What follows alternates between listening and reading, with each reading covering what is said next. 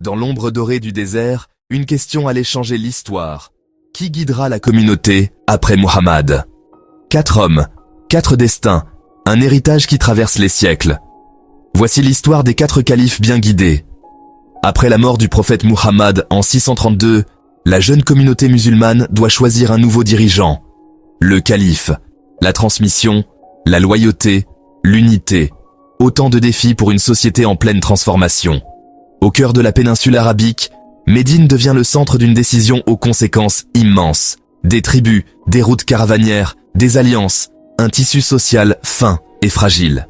Le califat n'est pas un simple titre, c'est une responsabilité spirituelle et politique. Abou Bakr, le premier calife, la stabilité dans la tourmente. Oumar, l'architecte d'une expansion sans précédent.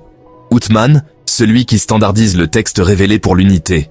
Ali, le sage courageux au destin tragique. De Médine à Damas, de Fusta à Ctésiphon, l'histoire s'écrit à grande vitesse. Les sources témoignent, lettres, récits, traditions et chroniques. En moins de 30 ans, une ère fondatrice prend forme, mais chaque décision a un coût, et chaque victoire, un écho. Tout commence avec Abou Bakr, compagnon proche du prophète. Son défi, préserver l'unité quand la communauté vacille. Le califat prend sens dans l'épreuve. Certaines tribus se détachent, l'autorité est testée. La réponse d'Abou Bakr sera décisive. Entre fermeté et sagesse, l'histoire bascule.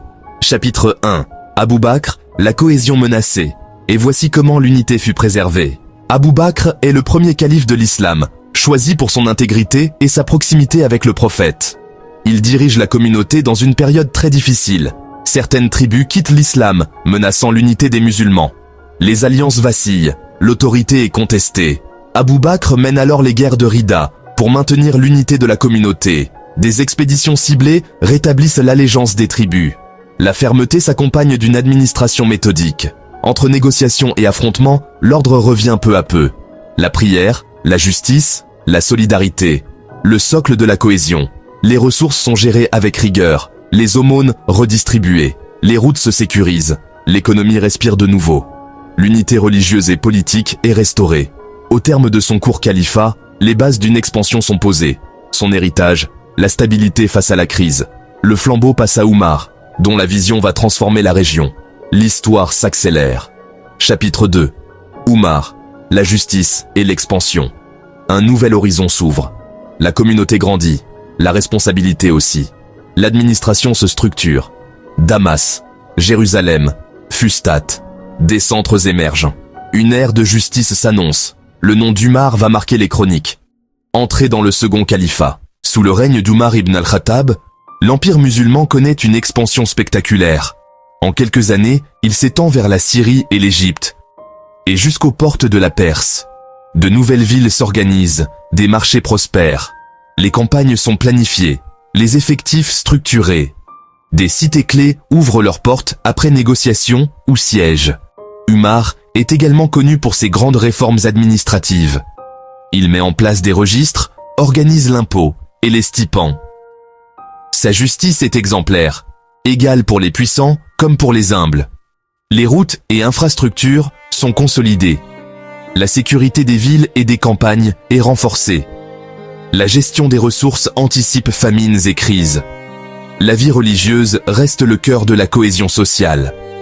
Umar consulte, écoute, tranche avec équité. L'attribution des terres aux soldats est encadrée pour éviter les abus. Les marchés sont surveillés, les fraudes sanctionnées. Le savoir est encouragé, la transmission valorisée. Des services publics émergent pour le bien commun. L'empire est vaste, mais la gouvernance reste pragmatique et sobre. Sa réputation de justice traverse le temps. Après Oumar, un nouveau chapitre s'ouvre. Il sera marqué par un acte fondateur. La standardisation du Coran. Une décision pour l'unité spirituelle des musulmans. Nous entrons dans le 3e califat. Unifier le texte, protéger la mémoire. Othman va sceller un héritage commun. Des copies officielles seront envoyées aux grandes villes. Précision, vérification, respect de la récitation. Le texte se transmet dans l'unité. Chapitre 3. Othman ibn Affan, la standardisation du Coran. Othman ibn Affan devient le 3e calife en 644. Son action la plus importante est la standardisation du Coran. Des variations d'accent et de lecture apparaissent dans les régions. Ousmane ordonne la création d'une version officielle validée par les compagnons. Le travail est minutieux, fidèle à la récitation transmise. Chaque copie est vérifiée avant diffusion. Des exemplaires officiels sont envoyés aux grandes villes du monde musulman. Les communautés locales s'alignent sur le texte standardisé. L'unification du texte favorise l'unité spirituelle. L'apprentissage se répand, de Médine aux nouvelles provinces. Un art sacré se développe autour du texte. Malgré cet accomplissement, des tensions internes émergent. La complexité du pouvoir grandissant suscite des oppositions. Le quatrième calife, Ali, devra affronter des conflits profonds. Le texte est préservé, la communauté, elle, est éprouvée. Des fractures apparaissent entre régions et groupes.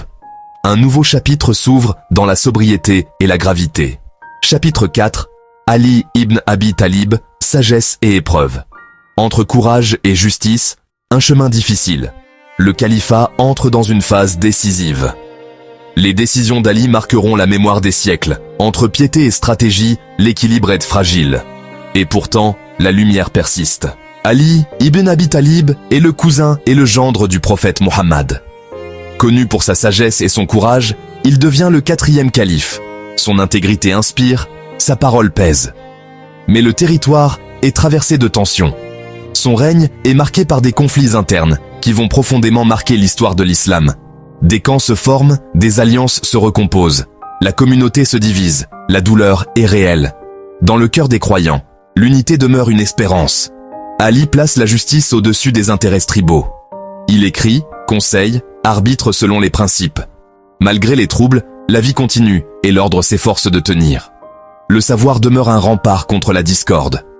Les épreuves s'intensifient et la fracture s'agrandit. Des chemins se séparent, la communauté cherche son avenir. Au milieu des tempêtes, la foi demeure. Les paroles d'Ali sur la justice inspirent des générations. Son héritage, fait de courage et de droiture, dépasse son temps. Moins de 30 ans auront suffi pour poser des fondations durables. Revenons à ce que ces califes nous ont légué. Un sens du devoir, de la justice et de l'unité. Des institutions, des textes, une communauté en devenir. La mémoire consignée pour les siècles, et l'écho d'une époque fondatrice.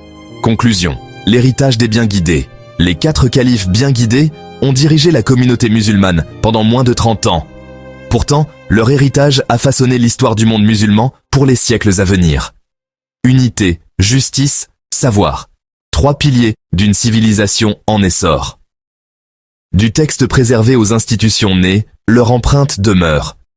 Regarder leur histoire, c'est comprendre les origines d'un vaste monde. Merci d'avoir regardé. Abonnez-vous pour d'autres voyages au cœur de l'histoire.